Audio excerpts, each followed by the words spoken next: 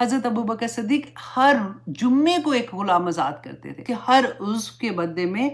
جس کو اس نے آزاد کیا ہوگا نا، تو اس شخص کو جس نے اس کو آزاد کرایا ہے اس کو دوزخ کی آگ نہیں چھوئے گی۔ یا کوئی انسان قرض کے بوجھ تلے ہے اور اس کی زندگی عذاب میں ڈالی ہوئی ہے، جس کو اس نے قرض دینا ہے اس کو آزاد کرا دینا بھی انشاءاللہ اللہ سبحانہ تعالیٰ یہی اجر دیں گے۔ اب دیکھیے کہ اس زمانے میں جو غلامی کا دور تھا، اکثر لوگ بات کرتے ہیں نا کہ ہائے غلامی کا دور تھا تو یہ تھا، کیسے ہوتا تھا۔ یہ غلامی کا دور شروع سے چلتا آ رہا ہے۔ یوسف علیہ السلام کا قصہ نہیں پڑھا؟ اس سے بھی پہلے انسان بکتے تھے،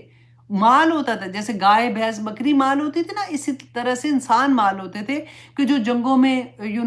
آ جاتے تھے ان کو وہ ایز اے غلام ٹریٹ کرتے تھے، یا پھر ڈاکے ڈالتے تھے یا اس طرح سے، تو وہاں سے پکڑ کے لے آتے تھے۔ تو غلامی کا جو دور تھا، اللہ سبحانہ تعالیٰ نے یہاں پہ کیا فرمایا کہ آزاد کر دینا، کیونکہ جب اسلام آیا تھا نا تو غلام آزاد کرنے کے اتنے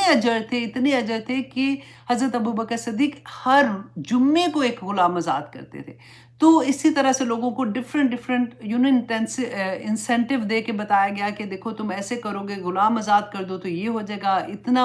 اجر ملے گا۔ تو لوگوں نے بے انتہا غلام آزاد کرنے شروع کیے۔ رسول اللہ صلی اللہ علیہ وسلم نے فرمایا تھا غلام آزاد کرنے کے بارے میں کہ حضرت ابو ہریرہ رضی اللہ عنہ بیان کرتے ہیں کہ رسول اللہ صلی اللہ علیہ وسلم نے فرمایا کہ جس نے ایک مومن غلام کو بچا لیا یا آزاد کیا، اللہ سبحانہ تعالیٰ اس غلام کے بدلے میں اس کے جتنا، اس کے ہر عضو کے بدلے میں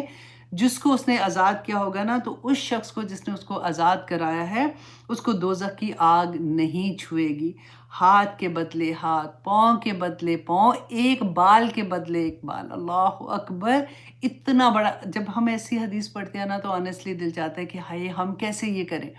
تو صحابہ نے مفسرین نے کہا کہ آج کل کے دور میں اگر کوئی بے گناہ جیل میں ہے اس کو چھڑانا بھی اسی انشاءاللہ اللہ سبحانہ تعالیٰ یہی اجر دیں گے۔ یا کوئی انسان قرض کے بوجھ تلے ہے اور اس کی زندگی عذاب میں ڈالی ہوئی ہے، جس کو اس نے قرض دینا ہے اس کو آزاد کرا دینا بھی انشاءاللہ اللہ سبحانہ تعالیٰ یہی اجر دیں گے کہ جس کو آزاد کرائے نا اس کے جسم کے ایک ایک عضو کے بدلے میں اللہ سبحانہ تعالیٰ دوزخ کی آگ سے اس کو محفوظ رکھ دیں گے۔ اچھا، حضرت علی بن حسین رضی اللہ عنہ جب انہوں نے یہ حدیث سنی نا جس راوی سے، تو انہوں نے اس کو بلا کے کہا کہ کیا تم یہ قسم کھاتے ہو کہ یہ حدیث تم نے خود ابو ہریرہ سے سنی ہے؟ جب انہوں نے کہا کہ ہاں میں نے خود ابو ہریرہ رضی اللہ عنہ سے سنی ہے، تو حضرت علی بن حسین جو تھے نا، امام زین العابدین جو تھے، انہوں نے اپنا سب سے قیمتی غلام جو تھا نا، جو کہتے ہیں کہ اس زمانے میں 10,000 درہم کا وہ انہوں نے لیا تھا، تو وہ اس کو انہوں نے آزاد کر دیا۔ اللہ اکبر! تو ایسے اچھا، امام ابو حنیفہ اور امام شعبی رحمہ اللہ علیہ کہتے ہیں کہ اس آیا کی بنا پر